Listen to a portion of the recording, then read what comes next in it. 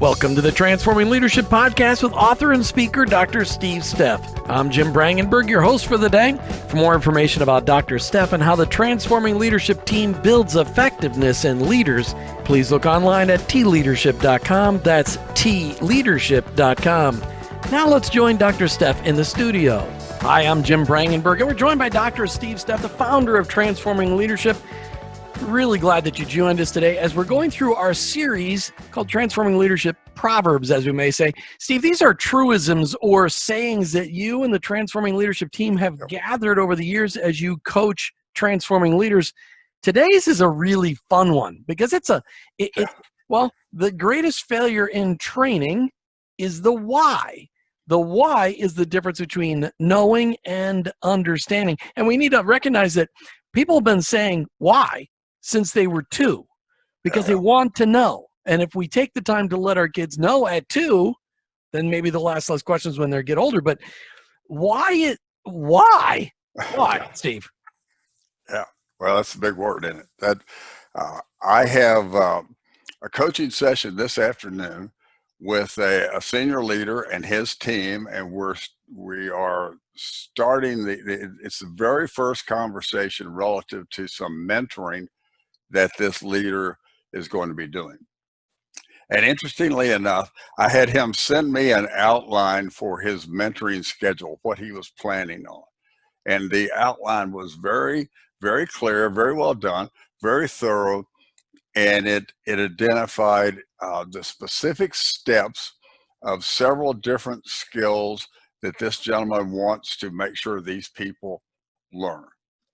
So that there's value there. That they need to learn those things in order, as part of a succession planning. Actually, they need to learn those things to be equipped and prepared for the next role.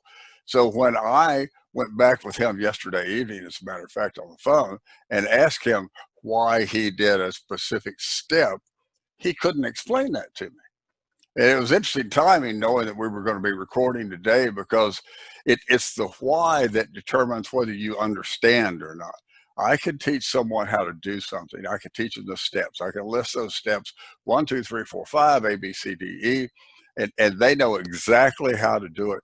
But the challenge is, Jim, if they don't understand the why, when the circumstances change, and they invariably will, when the circumstances change, they don't know how to flex now with new circumstances. They only know the steps that they were taught to take. They weren't necessarily taught why they take those particular steps. So does that make sense for you? Well, it begins the conversation because this really ties back to the Industrial Revolution in my mind, because Absolutely. Back then, when people started moving into factories, they were told, do this, do this, do this, and they'd say, well, why? You're like, you don't need to know the why, just do it. Don't need no why. No thinking necessary, just do what I tell you. Right. That's fine. Yeah. And which is so dangerous when you say no thinking necessary. That's right. My goodness, we have a mind. God gave us a mind with thinking is necessary. So how do you overcome that tendency to say, I don't have time to explain the why, please just do your job? Well, we at least my team, we are not really working with technical workers. We're not working with, even if we were, the why is important, but we are working with workers that are supposed to be not only managers but leaders. So none of their jobs are A, B, C, D, E. Their jobs are to achieve a particular outcome, and it's, look at or listen to one of our previous podcasts. It's the behaviors that are resulting in those outcomes. So they can identify the behaviors, but they must pay particular attention to why is it those specific behaviors. Because if I understand the why on the behaviors, Jim, then it's possible that I might identify a better way to do things, or a way that fits me a little bit better, or a way that'll come up with a better, higher performing or higher profit outcome if I just know why I'm doing the steps, as opposed to just rote, this is the way you do things. Now, I don't care if it goes down to something as technical as building a spreadsheet. If you understand the why for the steps that you're taking in building the spreadsheet, it might be a different report. It might be an entirely different report if you know the nature of why do they want this report to begin with, what are they doing with it, what do they hope to accomplish. Well, maybe there are components of this report that either of no value or they're not reflecting the full value that they could. The proverb we're talking about today is the greatest failure in training is the why. The why is the difference between knowing and understanding. Yeah, You mentioned earlier to me that this is one of your favorite it proverbs is. there on the Yeah, Transforming Leadership team. Tell me why. it is. What Why? the why again. We love that, or I love the why here. The basic understanding is in the why, because so often we communicate on the fly. We're all in a hurry for time. From the boardroom down to the plant floor, time is of the essence. And too often things just get communicated in the technical or tactical, I should say, of do this, just do this. It's fine. But again, the challenge is that it stifles innovation and it eliminates the possibility for innovation, because I'm really just told to do this, pick this up here, put this down over here. If I know why we wanted it over here to begin with, it may change the process. So I've got to fully understand the why, because it is critical to understand that, particularly in today's environment, the circumstances will always change. You look at the way we're working today, look at the way we worked 120 days ago, and almost everyone in the US workforce has changed the way they work to some degree. So if we don't start with the why and the outcome that we're looking for, and the why we do the certain moves to generate that outcome, it would have been impossible for us to have flexed our workspace and our workplace the way we have over the last 3 or 4 months. So it's critical to know that. Here's an interesting component when we're teaching the steps of mentoring. Here's an interesting component in the mentoring process from our perspective. The first step in the mentoring process is learn what you do. So, invariably, when I'm working with a coaching client, they say, well, I already know what I do. I said, well, I know you know what you do, but I want you to take the time to map out what you do, the steps involved in what you do. And I want you to clearly identify and communicate to me why you do those specific steps. Because if you can't communicate it to me, then you probably can't effectively communicate it to that individual that you're going to be mentoring or going to be teaching. So I want you to know why you're doing all the steps you're doing right now before you ever get into the mentoring or teaching process. It's amazing, Joe, how often one of those leaders will come back to me and say, well, uh, during this, I've actually tweaked, or I've redefined the way I do this over the last little bit of time while we've been doing this homework. So what I'm getting at is, now that they've started looking into the why, they've changed the way they do things, because they've realized that some steps either were not as effective as they needed to be or could be, or some steps might have not been important at all. Well, and I think this why conversation, the greatest failure in training is the why. The why is the difference between knowing and understanding. We did a previous proverb talking about succession Yeah, planning, yeah, yeah. and it's what's so powerful is that why equals answering the why question equals the perpetuation question. Because if you want to be able to prepare your successor, you have to give them the why. That's And right. in giving Yeah, them the why, the beautiful part is you're giving them why. They may go, yeah, but you know what? I got a different perspective on yeah, that. that's it. And it happens in our coaching. I would say that it happens almost 100% of the time during that mentoring process or during that coaching process, where my client is coaching one of their successors or one of their direct reports. Almost invariably, the process has changed somewhat now that they have really investigated the why of everything that they're doing. Hmm. The why seems Yeah. very important.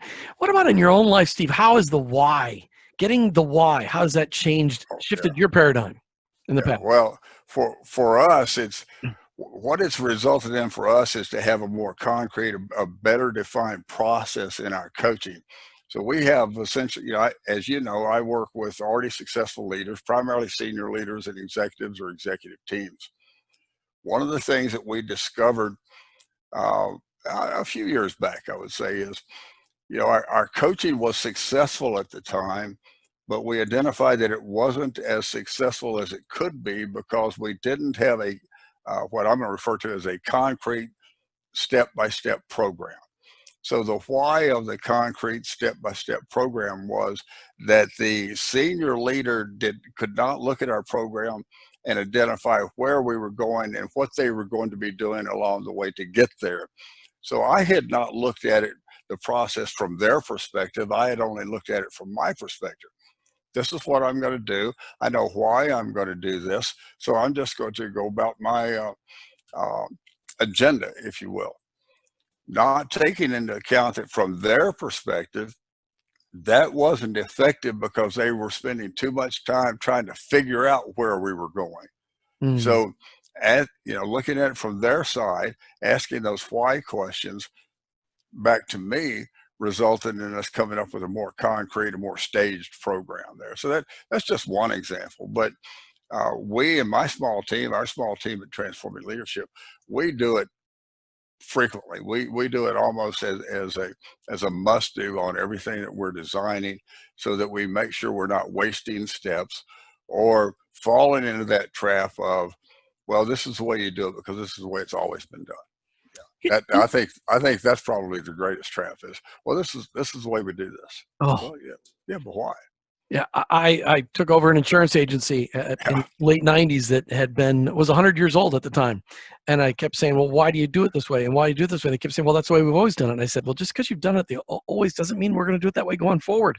yeah. And it was for 2 years we asked that question, and it really just transformed the agency because people the only answer they had was, "Well, that's the way we've always done it."